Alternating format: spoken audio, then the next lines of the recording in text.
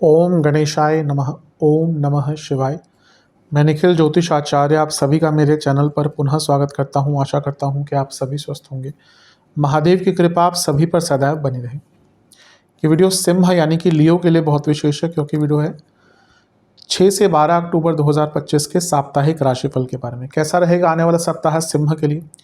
जो मेरा साप्ताहिक राशिफल होता है वो प्रमुखतः चंद्रमा और उनकी गति पर आधारित होता है। चंद्रमा एक बहुत विशेष ग्रह है। विशेषताओं की अगर हम बात करें चंद्रमा की तो बहुत है, लेकिन जब हम साप्ताहिक राशिफल के संबंध में बात करते हैं तो उनकी तेज गति, मन का कारक होना और उनकी क्वालिटी कि जिस भी भाव में जाते हैं, राशि में जाते हैं, ग्रहों के साथ संबंध संपर्क बनाते हैं, उनको बहुत एक्टिवेट कर देना, इन सब कारणों से जो चंद्रमा का गोचर होता है वो बहुत इंपॉर्टेंट होता है। चंद्रमा के गोचर के कारण हमारे जीवन, हमारा जो मस्तिष्क होता है, मन होता है, भाव होते हैं, विचार होते हैं, स्वभाव होता है, मूड्स होते हैं, डे टू डे एक्टिविटीज़ होती है, उन पे बहुत इम्पैक्ट पड़ता है। इसलिए साप्ताहिक राशिफल को समझना बहुत इम्पोर्टेंट होता है। इस अंधकारमय जीवन में ज्योतिष एकमात्र विद्या है जो हमें थोड़ा गाइड कर सकती है। भले ही ये राशिफल जो है वो एक सामान्य आधार पर दिए जाएं, लेकिन एक जनरल गाइडेंस के लिए, जनरल डूज एंड डॉट्स के लिए बहुत उपयोगी होते हैं। यदि आपकी लग्न राशि या चंद्र राशि सिंह है, दोनों ही गाइडेंस के लिए इस राशिफल को देख सकते हैं। जहाँ से आपको ज़्यादा सूट और रिलेट करता है वहाँ से देखिए। व्यक्तिगत तौर पे मेरा मानना है लग्न से देखेंगे तो अच्छा, इनकेस नहीं पता है तो चंद्र राशि से भी इसको देख सकते हैं। शुरू करते हैं। चंद्रमा आपके अष्टम भाव यानी कि मीन में आ जाएंगे। ये होगा 6 तारीख को सुबह के 1 बजे 1 AM और 8 तारीख सुबह के 2 बजे तक यानी कि 2 AM तक वो यहीं पर रहेंगे। चंद्रमा का अष्टम में आना बहुत अच्छा नहीं माना जाता। अच्छी चीज़ एक ये हो रही है कि एक विपरीत राजयोग चंद्रमा बना रहे हैं, एक विपरीत राजयोग शनि बना रहे हैं। तो 2 विपरीत राजयोग अष्टम में, यानी कि कुछ रुका हुआ काम था, विदेश का, लीगल, धन से संबंधित, करियर, बिजनेस से संबंधित कुछ कार्य अटक रहे थे, वो पूर्ण हो सकते हैं। ये एक अच्छी चीज़ है। यहाँ पे सूर्य की पूर्ण दृष्टि है, तो ये चंद्रमा पर जब सूर्य की दृष्टि आ गई तो क्या बनता है, पूर्णिमा योग बनता है। तो इससे वैसे तो लाभ मिलना चाहिए, लेकिन जैसा मैं हर बार कहता हूँ कि चंद्रमा बहुत सेंसिटिव ग्रह है।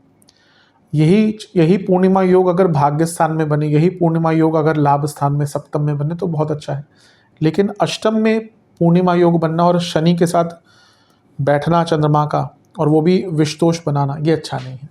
मानसिक दृष्टिकोण से बहुत दिक्कत होगी, बहुत इम्पल्सिव हो सकते हैं, अपने मन पर कंट्रोल बिल्कुल नहीं रहेगा, गलत निर्णय लेने की संभावना, गलत चीज़ों पर बोलने की संभावना, गलत जगह पर अपने मुंह को खोलने की संभावना, ये सब बहुत बढ़ जाता है।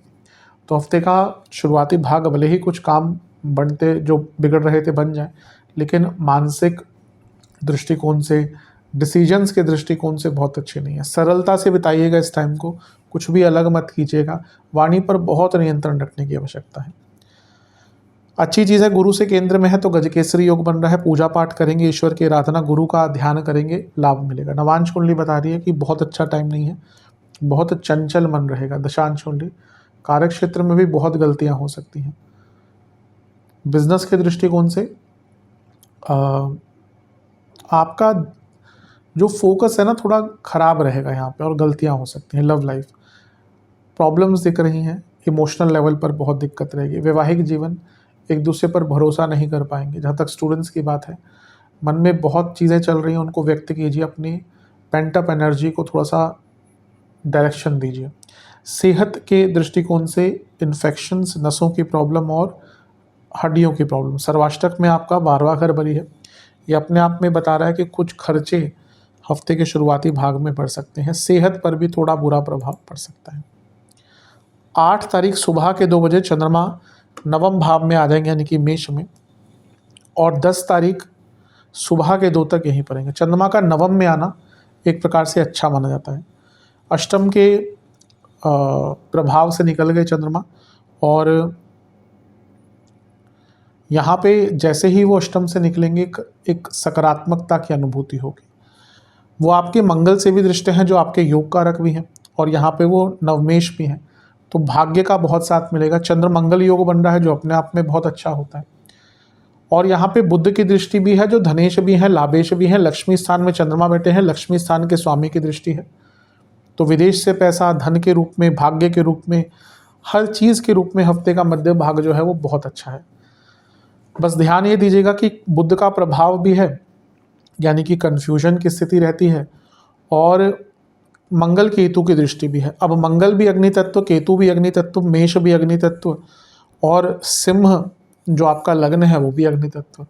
तो यहाँ पे ना जो हफ्ते का ये वाला भाग है, इसमें गुस्सा बहुत रहेगा, और वो गुस्सा, एग्रेशन पिताजी, घर के बड़ों, बॉसेस, इन पर निकल सकता है, या इनके साथ कहासुनी हो सकती है। तो थोड़ा शांत रहिएगा, लेकिन भाग्य का बहुत साथ मिलेगा। आप देखेंगे हफ्ते के शुरुआती भाग के कंपैरिजन में मध्य भाग बहुत अच्छा जाएगा। नवांश कुंडली थोड़ा अकेले टाइम बिताइएगा। दशांश कुंडली कार्य क्षेत्र में अपनी इमेज का ध्यान रखिएगा।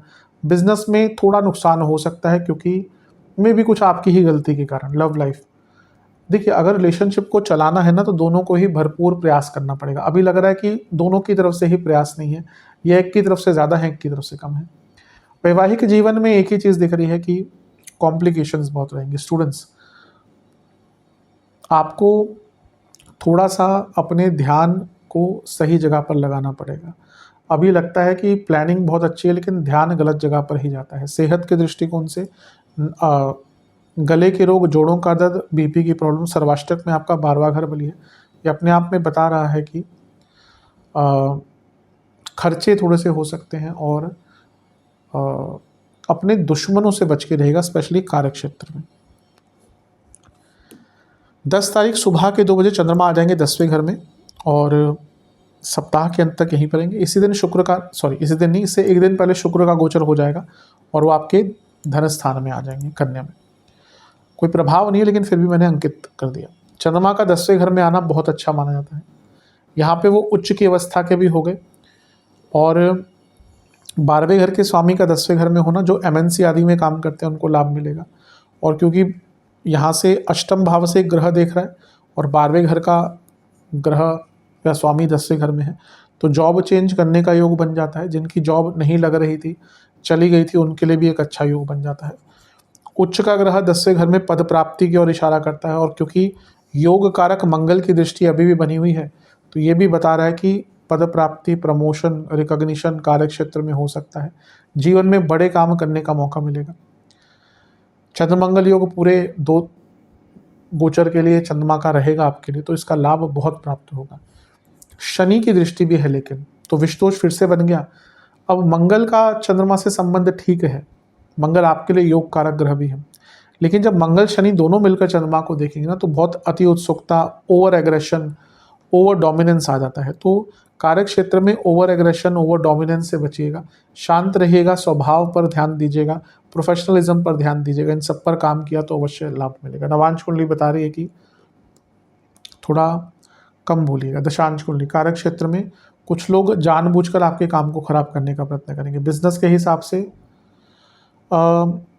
आपको अपने खर्चों को कम करना पड़ेगा। अभी दिख रहा है कि खर्चा बहुत ज़्यादा है। लव लाइफ, शांत रहिएगा, अपने रिलेशनशिप को थोड़ी वैल्यू दीजिए।